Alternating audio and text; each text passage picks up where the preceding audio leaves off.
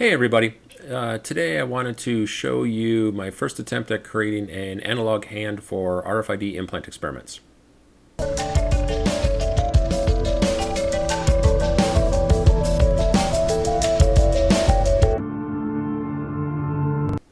Okay, so as we've talked about in previous videos, I'm working on doing some research on RFID and NFC implants into the human body. One of the constraints that I have with my research is the need for human subjects and the fact that I can't really have human subjects in my studies without having a lot of ethical concerns raised. So the way I'm working around that is trying to figure out how I can create an analog human hand to do these experiments in such a way that it would be viable and accurate enough without actually using humans themselves. So what I found is there's a company out there that actually makes a lot of phantoms and things for medical experiments, so like doctors and nurses can train.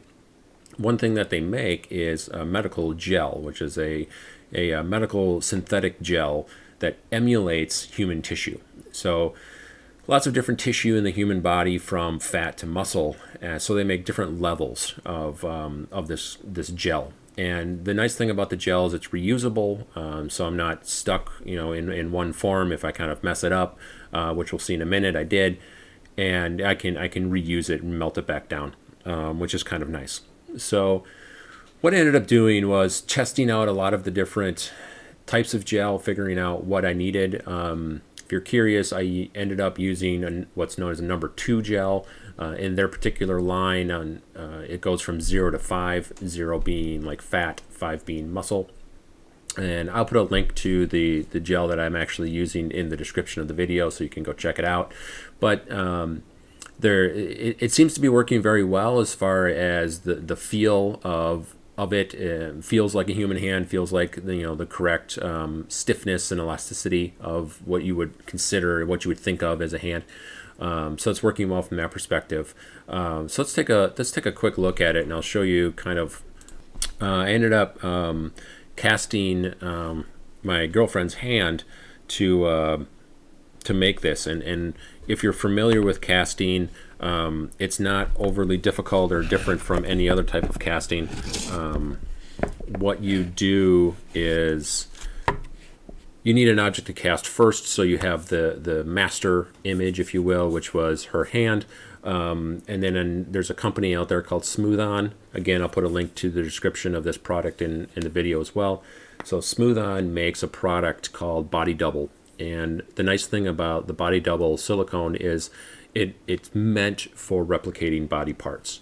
So there's no danger of people getting hurt. So if you're familiar with casting with silicone, the chemical reaction when you mix the parts together causes a lot of heat. So you can't use normal casting methods if you wanted to cast like a human hand, for instance. The individual would get burnt. So it is special in that regards, that it can be used for humans. And so it's really a nice product. But basically, you take the individual and you have their hand laid out, and you coat it with basically like a Vaseline substance, so that way the mold slips off nicely. You coat their hand, mix this up, and you coat their hand in the silicone. Once the silicone has dried, which doesn't take long, only a few minutes, then you create a plaster shell around it to give it a little rigidity.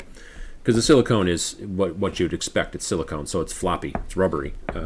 So it's not going to withstand creating a duplicate. So you create a plaster shell. And like I said before, there's lots of videos out there that walk through this. In fact, that's how I looked at a lot of these techniques of how to cast. It's the first time I've ever casted a human, but it was not much different than in all the other casting that I've done. So that worked out pretty well. And then basically, yeah, you reverse it. You take off the plaster mold. You take off the silicone glove that you've created, and then you're good to go, and you're good to make that replica. And then you can just dump your product in there. Normally, you want to use this is done with like foam or another kind of silicone or plastic material to create like maybe a movie prop, right, or something that's going to smash. It's something like that. So this is where it sort of diverges a little bit. My particular use case is I'm trying to create a hand for implantation. So interesting about this medical synthetic gel is when it gets casted, it wants to be very warm, and it wants the mold that it's being dumped in to be warm. So that was one of the issues that I dealt with. You'll notice that there are a lot of holes in this. There's a lot of air pockets, mostly because it dried too quickly. It's set up too quickly. So it melts at about 250, 300 degrees, becomes very liquidy, much like water. It dumps right in there just fine.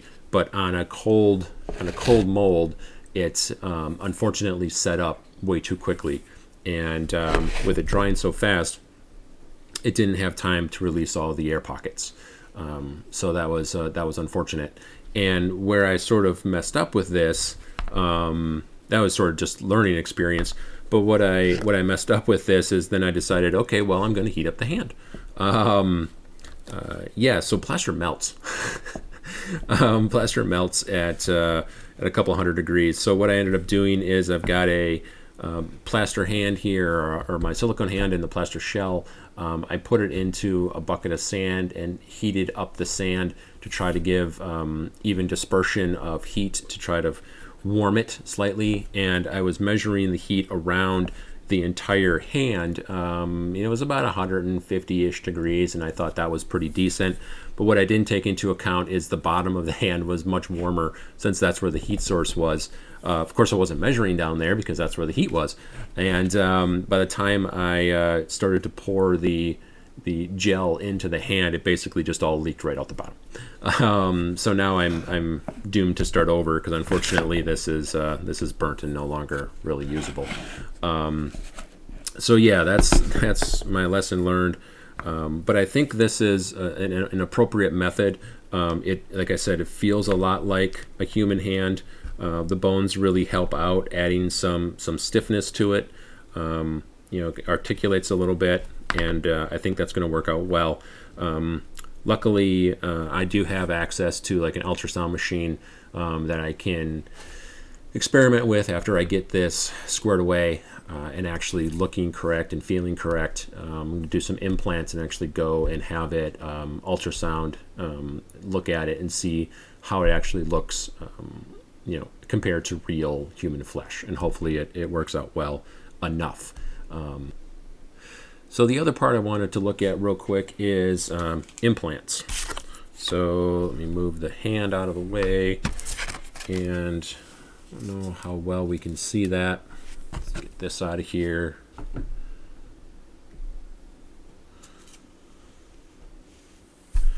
Let's see if I can get this to focus.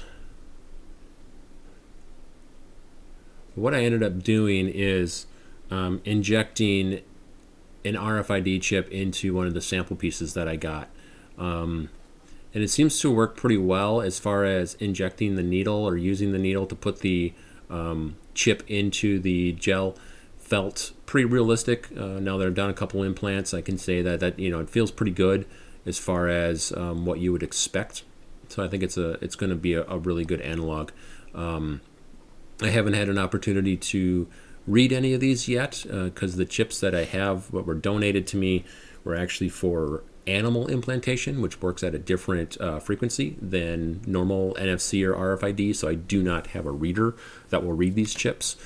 So that's my next goal, is to get some RFID NFC chips that I would normally implant onto myself, and get them implanted into this gel and see if I can read them. So that's kind of where we're going next.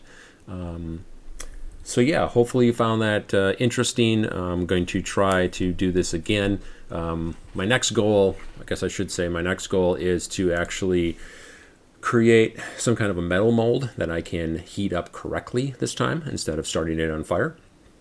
So I'm going to go through the process of casting her hand again, make another silicone mold, and then a plaster cast around that. But then I plan on pouring it out of some other material that will then withstand the ability to make a metal cast around it. I don't have all the specifics worked out of what materials I'm going to use yet. So if you have a suggestion, I would love to hear about it. Otherwise, I'm going to be doing some research and see if I can figure out exactly what I can dump into this silicone that will not warp it or distort it too much, that I then can use to create a negative metal mold out of it. So hopefully that video will be coming out in a couple of months. I'm not sure how much time I'm going to have, because then I'm going to obviously need to, make a foundry, a forge in, in the garage or something. Seen a lot of videos, people doing that too, melting aluminum.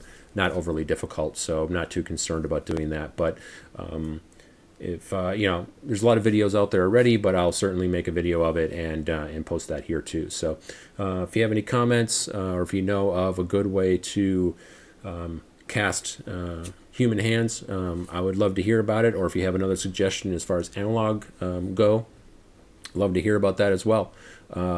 Anyway, stay tuned, and we'll be doing more research coming up. Thank you for watching this episode of the Mayhem Lab. If you've enjoyed this video, please click like, and we will produce more videos like this one. Also, please consider clicking subscribe so you don't miss our latest content.